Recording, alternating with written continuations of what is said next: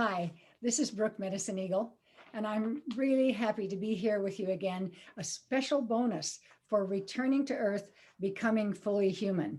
It's really a gathering of these amazing elders and teachers and these vibrant young people who are about creating real, grounded, sustainable, regenerative solutions for all of us as we deal with the issues that are our own personal issues, as well as the issues on our planet. And today I have with me one of these vibrant young people that I'm so pleased to have on. It's Lex Amore. She's the communication director for the Bio-mimicry Institute. She lives over in Hawaii, as you might be able to tell from her background. And she says, as humans, it's our responsibility to help those who need help, to give more than we take, and empower ourselves with the knowledge to be a positive force for good. And she's interested in a lot of things that are very powerful: environmental causes and sustainability, the biomimicry you're going to hear about, and adaptive design, climate resilience, waste reduction, design and architecture, conservation, sustainable products, and safer, better building materials, and healthy, creative living. And I love this statement. I believe it comes from biomimicry that says, "We envision a world in which people view nature not as a warehouse of goods, but as a storehouse of knowledge and inspiration for sustainable solutions." And Lex, welcome, welcome, welcome. I love that statement because to me, it's kind of the essence of what this summit is about. It's about that. It's like returning to Earth is not going backward. What we're doing, and especially biomimicry and these other things that you're going to speak of, are helping us walk forward into the future with a baseline that's so powerful. So I'm going to be quiet and let you tell us a little bit about your background, and then the kind of things about biomimicry that you know are just going to be so wonderful for people to have. Well, first of all, thank you, Brooke, for having me here. I'm delighted to be able to connect with the community on this level. There is so much hope in the practice of biomimicry because the way that you said it was so spot on. We are not trying to return to what was. There's a lot of talk these days about returning to normal, and that doesn't exist. We are redefining what it means to live in this world. And so when you're looking at nature and you're looking at the practice of biomimicry, it's about looking at the context right here, right now. What are we dealing with? What is the situation? What do we have to work with? And then we look to nature to find out these kinds of practices that have been evolving for billions of years. And that's our testament for what works. So these species that are alive today, they are our mentors, they are our models. And we can look to them to create the kinds of solutions that are conducive to life, like nature does. And so biomimicry is rooted in a scientific academic framework as a practice for looking to nature's biological strategies and translating them into design. And what's also really important about this recognition is that we look to form, we look to process, and we look to system. There's different types of modeling nature. So on one end, it could be from the molecular level. At the other end, it's an entire ecosystem functioning. So for example, what would the fashion industry look like if it functioned like an ecosystem?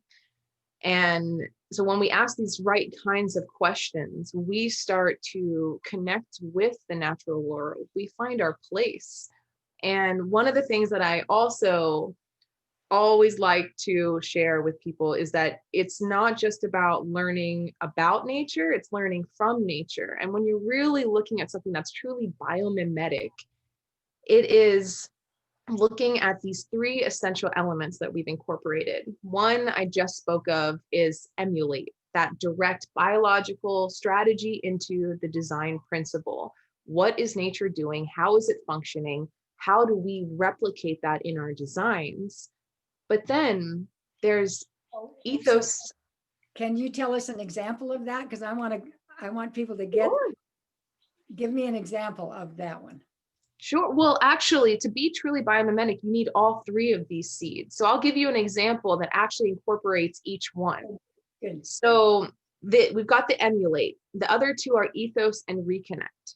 So reconnect is this idea that we are literally quieting our human cleverness, as Janine Benyus likes to say. She created the term biomimicry and wrote the book 1998. So it's been around for quite a while, and even before that.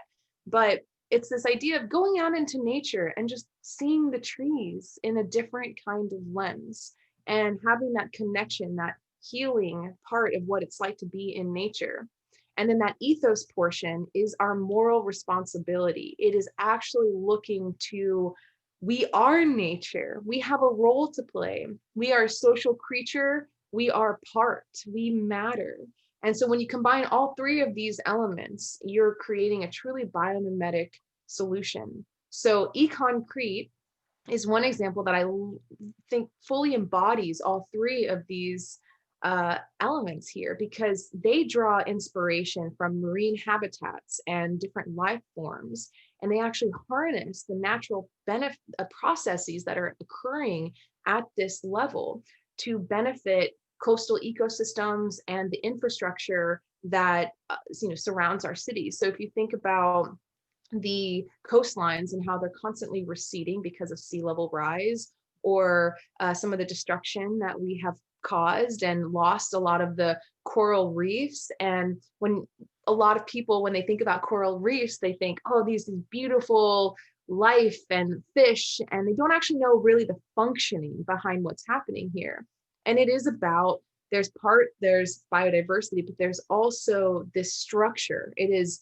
There are hard structures that keep our land versus becoming water.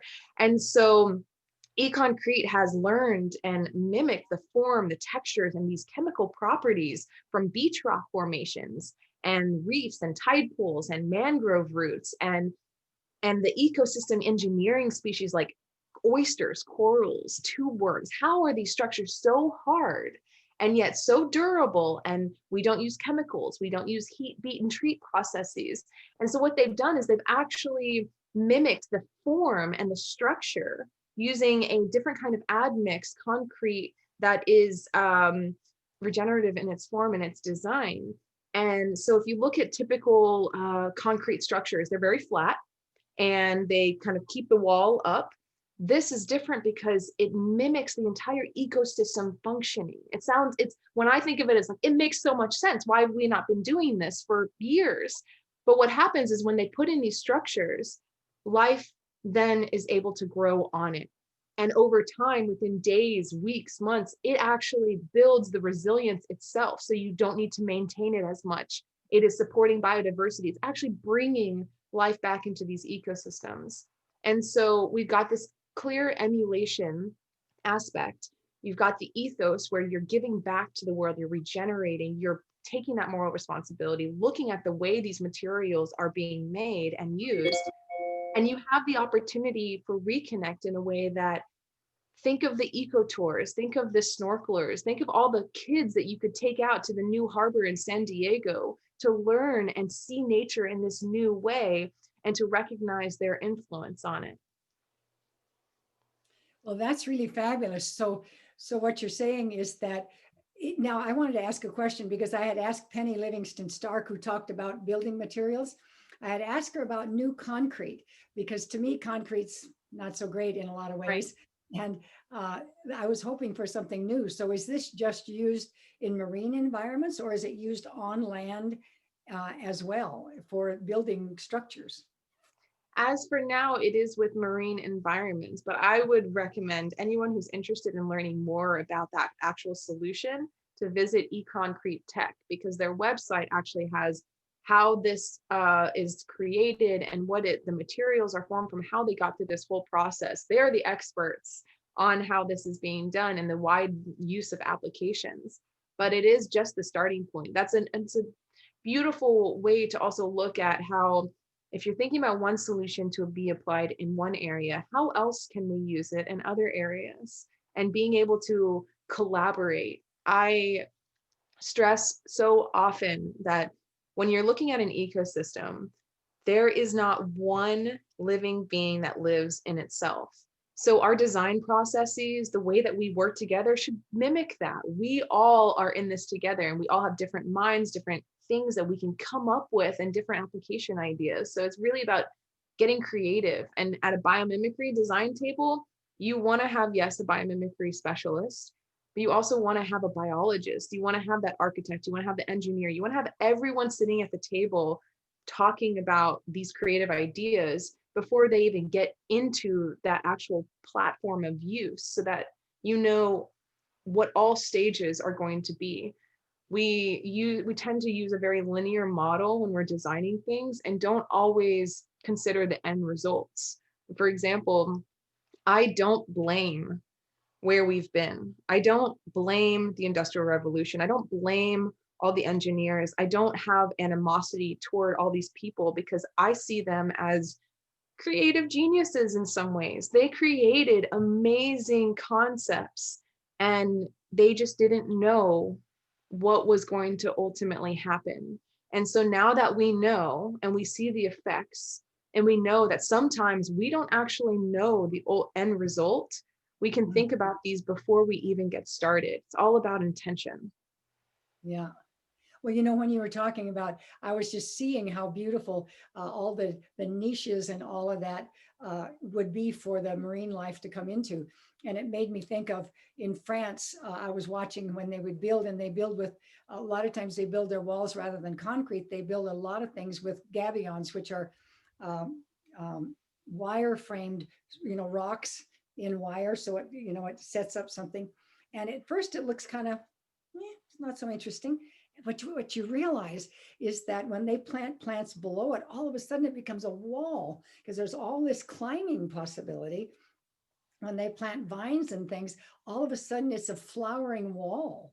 And you know, it's not necessarily biomimicry as such, but you know, giving the opportunity for life itself to fill in its beauty into things.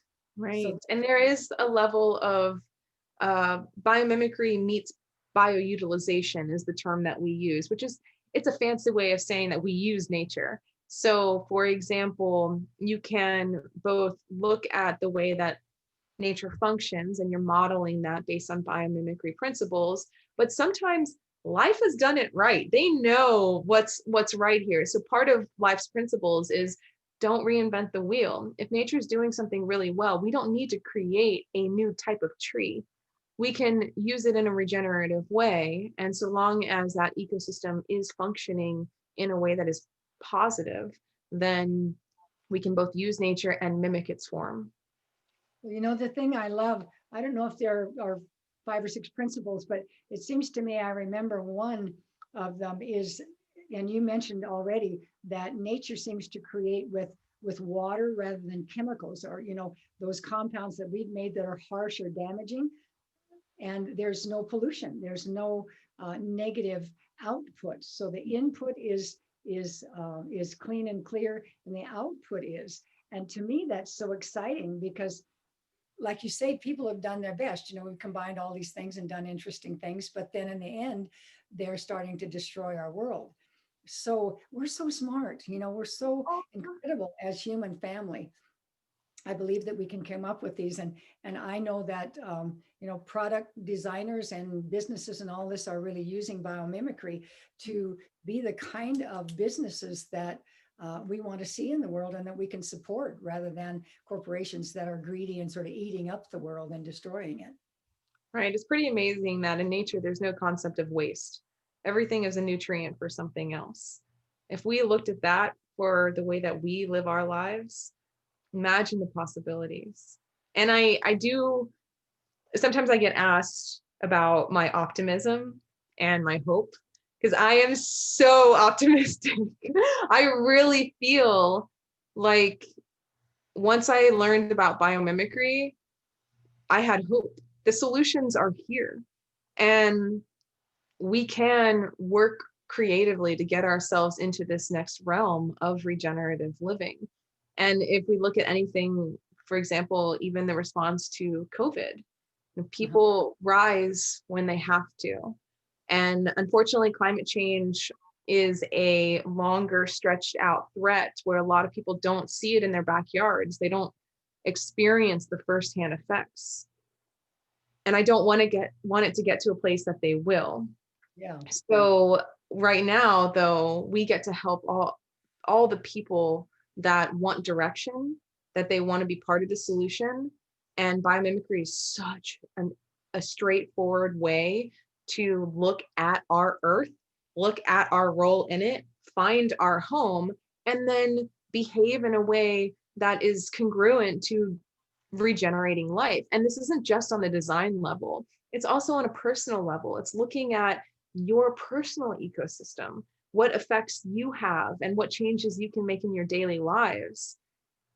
Biomimicry is looking through a different lens. It's looking at the world in a completely different way. And when we're able to step into that, it's powerful, because I wish when I was a kid, I had this kind of education. I wish that someone told me that you are an imperfect animal and you are enough. If I would have been told that as a child, I would have not spent so many years trying to find out who I am and trying to discover my own worth. We all have a role. We are all worthy. And biomimicry is just another lens to validate that realness. Well, I wanted to ask you for two things. One, do you have in biomimicry materials for parents and children to work with? Yes, actually. So there's a couple different routes here. On one end, for 6th through 12th grade, we actually have a STEM-based curriculum through our Biomimicry Youth Design Challenge. And there are hundreds of different educators that use this into their classrooms. And what's amazing about this program is, one, it fits national science standards, and it gives teachers an ability to teach their kids different kinds of critical thinking skills and gets them outside. And so they go through everything from learning about biomimicry to creating an actual idea. And you should see the ideas that come out of the imagination and the brilliance from kids is spectacular. And so that's a formal education program. And right now we're actually piloting a K through 5 grade program to add on to. So it's a different kind of level there for education. But what I would actually point parents right now to is 30 days of reconnection. It is, if you go to biomimicry.org/30 days, super easy. It is 30 days of different activities that you can do, ideally, if you have space outside in nature, because nothing beats being around trees and birds. But I also recognize, so I created this with my team after COVID. And we thought, everyone is stuck inside. How do we bring nature to them? And so there's amazing content partners. Got Nat Geo, BBC. Everyone has these incredible content for nature. And so what we did was pair them with biomimicry lessons. And so you can go through, pick and choose some of them, or just go through the entire series, which I obviously recommend because it's a commitment, it's a challenge for yourself. And that's a way to really start bringing it into your home to think about this new lens in a different way.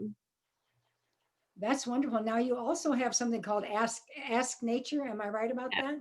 Yes, Ask Nature. Ask Nature. Oh, asknature.org is a free online database. And so basically, it is thousands of biological strategies. So if you want to learn about how the kingfisher has a precise ability to enter the water without making a splash, what is it about that form on its beak? What is it about the way that its body is shaped and how it, uses the fluids and the forces around it? So Ask Nature basically gives you these offerings and allows you to search and look and learn from nature. And also it has inspired ideas. So these are the concepts from companies. These are prototypes in the process of like people working on these different ideas that are emulating biology into design. And really exciting is actually next month, we are relaunching it. So we are going to be it's going to be even more user friendly, and it's going to have a different kind of storytelling aspect of it. So there's collections that you can go and visit. So if you want to see how does nature build resilient communities, and then you can look to see this narrative of first, what's happening here? How can we look to nature for this kind of function? And then you just get to see all these different strategies for how nature is doing this. And so it's a great resource if you're an architect or if you're, in elementary school, everything in between, to just learn from nature. And it's the only tool like it out in the world. So it's an honor to be part of that kind of offering. And part of us at the Institute is we are a nonprofit. And so we gift out everything we can for free to have that open access for anyone to be able to get in on this movement and get that connection. Well, speaking of that and of education, now you have a degree in biomimicry, right? I And do. a little bit about that. That's so wonderful that there's a degree people can have. There I'd like is. myself. Yes, there's actually so many different kinds of learning opportunities now, especially in the last decade. They've really been able to be growing because people are recognizing the science behind this, and it's powerful. So I was actually working at a sustainability focused PR firm and working with amazing clients for many years. And I was dealing for about 6 years by that point in climate grief. I was struggling to find, I kept talking about renewable energy, talking about all these different solutions, and I just wanted to do more. I wanted to be able to make a bigger impact and kind of get my hands dirty a little. Now I look into the soil and I get to literally get my hands dirty. But so I came across a talk once by Dana Baumeister, and she put Earth on a calendar year, and recognizing that it wasn't until 11:36 p.m., the strike before midnight, that Homo sapiens first arrived, and that it wouldn't be until 11:56 that the Industrial Revolution started. So if you're thinking about Earth on this giant timeline, all of a sudden I felt so small. And at the same time, when she started talking about these mentors and this model that we can start to look for and this huge wealth of information, I, for the first time in years, found hope. The solutions are here. We can do this. And so I immediately started, look to Dana's work. How can I get involved in this? What can I do? And so Arizona State University has a biomimicry center that Dana is now actually the chair of that education department. And so I immediately enrolled. And so throughout the next 2 years or so, I worked to get my Master of Science in biomimicry. And I was able to be a teaching assistant with Dana herself for multiple courses, help develop an ethos perspective within this different framework. And ever since, I've been able to dive deeper and deeper into advocating for this solution wherever people are and meeting them in this way. Because if I could give one person that kind of hope, knowing that we are not doomed and there is value in going out and sitting in nature and learning from the way that it functions and changing the way that we live, I've done my job. And I'm so grateful to know that I have at least affected one person. So I continue when I wake up each day is if I can connect with someone on that human level and realize that we are the same and yet we are so different and we both have so much to offer this earth, that is powerful. And then it's little by little, you get to connect with all these other people. So in the master's program, you have architects, you have engineers, you have material chemists, you have everyone in these different realms coming to learn. And at the same time, Biomimicry 3.8 also offers So they're our sister organization. It's also what Dana has founded. They also offer immersion expeditions. So COVID obviously has put a bit of a hamper on that, but another way to educate is to go out in nature with a team or with a trained biomimic professional and learn about that ecosystem and start to go through the practice while you're there. So they offer different kind of certification programs that are a little less time, because you go out for a week versus 2 years. And then at the same time, there's also online courses right now. Learn Biomimicry is a fabulous course, and there's at least three different sessions now that you can get online, from just starting introductory all the way to the end. And so that is a little bit more on the affordable scale if you wanted to do something at home and get a certificate of completion. And so it's a great program for that as well. But I would actually recommend too, if you are uncertain about your future and you want to know more and you're thinking about the idea, I would recommend getting involved in the Biomimicry Global Design Challenge, because that is for university students, it's for young professionals, it's for anyone actually just new to biomimicry that wants to create an idea and turn it into a potential real product. So we host this challenge yearly. It's open right now. And we go through, it's an 8-week syllabus, which is free. And you get to go through the stages of biomimicry. And then ultimately you have this product or this system that you created. And the finalists from our challenge get invited to enter the Launchpad program, which is basically an accelerator program for companies. So one of the teams that came through it is actually called Floating Cocoa Net. And they are working to capture plastic pollution in rivers before it even has the chance to enter the oceans. So they look to such an important thing that we need to be working on. And so they look to organisms like the manta ray and basking sharks and how they filter food from water. And they created a device that they're able to collect and then direct free-flowing plastics, both small and large in size, for rivers for safer capture, because most of the plastic comes from the rivers before it enters the ocean. So if they're able to stop it at the source, that is huge. So they created just this idea through a university in the Netherlands while they were in school, and they became a finalist, went through our Launchpad program, and they've got a Kickstarter. They're creating a real product out of this. And so whether or not you want to start a new company, or if you just want to get that kind of understanding, what I love about the challenge is that you can do both. You can both get your familiarity with actually practicing biomimicry, because you learn best by doing.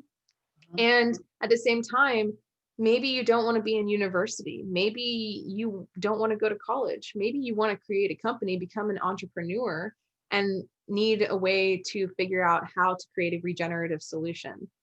So that is another pathway outside of the traditional education system that can empower our people to create things that are good for the planet without breaking the bank. Well, and without breaking their bank, because I think that more and more we're starting to find ways to educate ourselves that are not about going to college and ending up with $100,000 debt. So I'm really thrilled you're talking about this, especially for young people that are moving into the world and saying, what is it that I can do to create a living, to have a sustainable living, and also to do something good for the world. And the fact that those unite into one thing is very exciting. And I love it when you talk about some of these different kind of solutions, because I want people to really get this sense. And I wanted to mention one thing. There was I think I was looking at something on the biomimicry, and it was showing that they were looking at these, the leaves of floating water, excuse me, water lilies. And there's this structure, they're big and they need to be held up somewhere. So they were looking at the structure of how that's built and realizing that that's a way that they can build enormous structures with very little, standing support, that there's this amazing way to put that together. So all of those kind of things, examples are very interesting to me. And another one, and I'd love you to mention this one, isn't there a group now called One Sun, and they're doing something with energy with the sun? Is there something like that that Janine's working with? It's possible. I have not actually heard of that one. And Janine is actually on sabbatical right now. She's writing her next book, which is really exciting. Yes. But no, I haven't actually heard of that one. But I will mention one, just building on your lotus leaf, or the lily, pad idea, is coming back to this idea of structure. Uh-huh. So another very cool thing about the lotus leaf is, if you ever notice that water doesn't sit on it, how do the droplets just glide right off? And so one of the things that you would come from a biomimicry perspective is, how does nature self-clean? And there's this idea of hydrophilic, or hydrophobic, really, water, to where if you have, what it actually comes down to is these micro bumps. You can't see them on the surface, but when you scale in, if we're able to use structure in different kinds of creative ways, that in one way we can keep dirt and residue from forming on these different kinds of structures. But then there's also a different kind of structure. If you look at, for example, a morpho butterfly, you have these incredible blue wings. And how does nature create color without the use of toxic pigments or dyes? You look around everywhere. Of course, I have my flowers here. I painted those.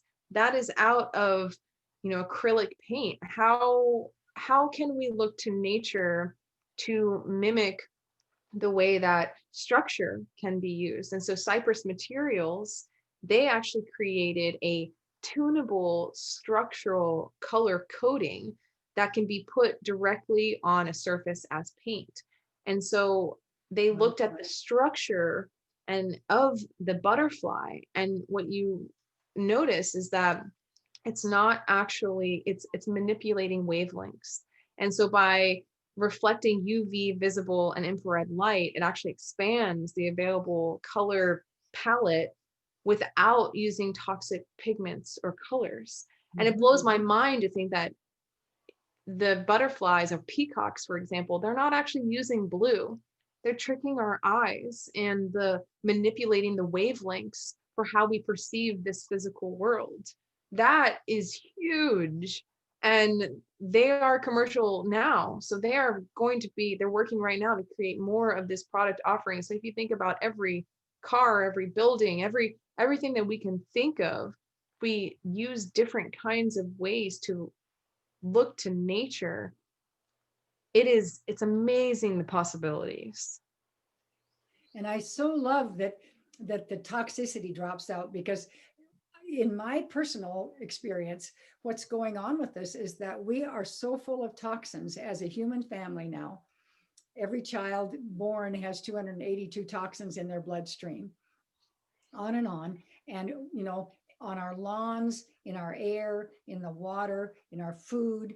I believe I know that is just damping down our health and our immunity and our ability to live.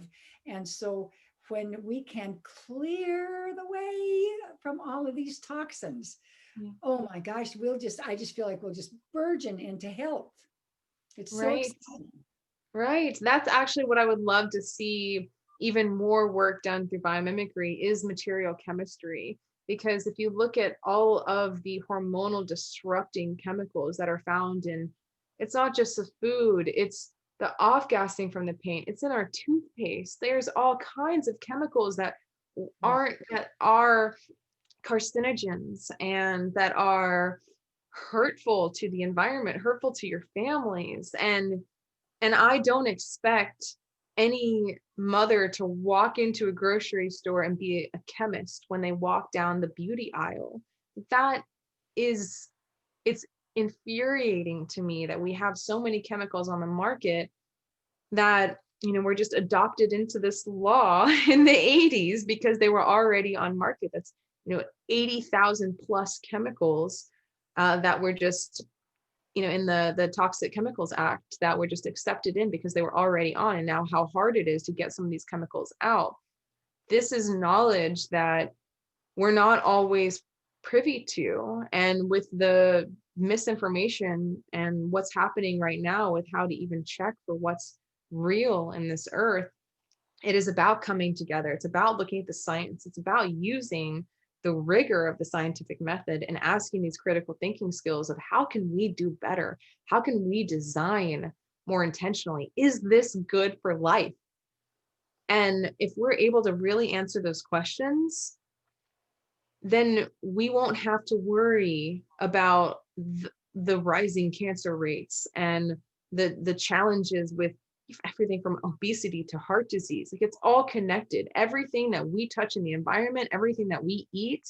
And one of my favorite examples of biomimicry that I have personally been diving really deep into for the past few months is soil ecosystems. Soil touches everyone, and it is about not just our food, but it's about our entire climate regulation.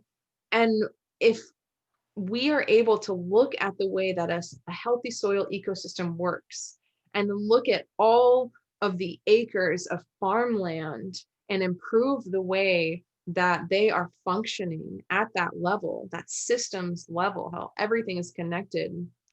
And then we bring it into people's homes to really, that's what I loved about Kiss the Ground, is it provided this documentary in a way that is connected and that it applies to everyone. And it is hopeful because we're not out of the ballpark yet. We do not have to give up. We can continue to work toward these kinds of solutions because we have the tools. We just need to get smarter and more humble and collaborate together so that we can tap into the right solutions here. And I am a forever learner. I have so much more that I want to learn. And I am calling on all kinds of communities to help share their voice, be part of this. There is serious wisdom in indigenous culture and roots of traditional land practices, how we can lean on our human elders as well. It is more important now than it ever has been because people are finally listening. Mm-hmm. And I think another element, you mentioned these elements of being humble and being aware and always learning and all that. And I think another element that I speak of is fierceness. And fierceness is about creating boundaries. And it's saying, no, no, no, you do not create things that poison my children. No, no, I won't buy those. And so that fierceness is not about striking out, but it's about, for me, it's about saying no. And then what's wonderful is underneath it, having things like biomimicry say, look, you don't have to go back and not have things. Right. Here are these incredible solutions that give us the same things we really like having, that we use, that we enjoy. And yet they're sustainable, they're non-polluting, they work with a wholeness. It's just so exciting to me. And just to me, it's like an honoring and respect of Mother Earth, of all our relations, and not just from a kind of spiritual goody-goody way. I've always been into practical spirituality. And for me, that honoring, that respect, that looking to them as mentors is a way of our spirituality. It's a way of a very deep, heartful way of connecting. And it's also so sensible. It works. It sustains our life. It's all one. There's no division to me in all of these things. So it's really exciting to hear what you're doing. And I know, Lex, that you gave us some time today, right in the middle of a very busy schedule and a holiday schedule. So I'm not going to keep you much longer, but is there any one thing you'd like to leave with folks? When we get together again, I'm definitely wanting to do more of these interviews and series. And I hope we can go deeper and have some slides and things next time around. It'll be really fun. So any last thing that you'd like to leave with folks? Oh, so many things. Well, you can keep going as long as you want. Well, there's so much. I love that you touched on the the wisdom here, the intelligence. There is intelligence here in our elders, in our mentors, in the ways of practice. And there is also, for the corporate executives out there, there is a business benefit to this. It does work. It actually is a solution that if you're saving energy, resources, and time, and you're able to also leave a better imprint on the planet. I don't walk into a boardroom with my sustainability measures. It's about saying, this is going to save you money and time. This is going to make your product function better. There are so many science-backed support that say that we're not saying you have to stop producing. We're not saying that you have to make things go away that we're not allowed to have. It's about having balance, and it's about still obtaining that profit through the production in a way that is creating conditions conducive to life. So the last thing that I'll leave is that you matter. You have a role to play. Your voice, the things that you choose on a daily basis, what you choose to communicate about, how you choose to greet these fellow humans, these fellow species that we share this earth with, it all matters. And we're not giving up in this fight because the solutions are here. And if we stay bold and we stay connected and we stay on top of what is needing to be done and we embrace it with a compassionate heart, we're unstoppable. So I say, keep the optimism, keep the hope, and thank you, Brooke, for bringing people together to have these kinds of conversations. It is with you and your support and your platform that allows people to find and have access to this kind of education and connect us all together. So I have deep gratitude for you in holding this space. All right. Well, connection, intimacy, coherence, coming together is certainly the byword of what we're doing. So thank you very much, and bless you for your work. We will talk again, and I just have really appreciated our time together.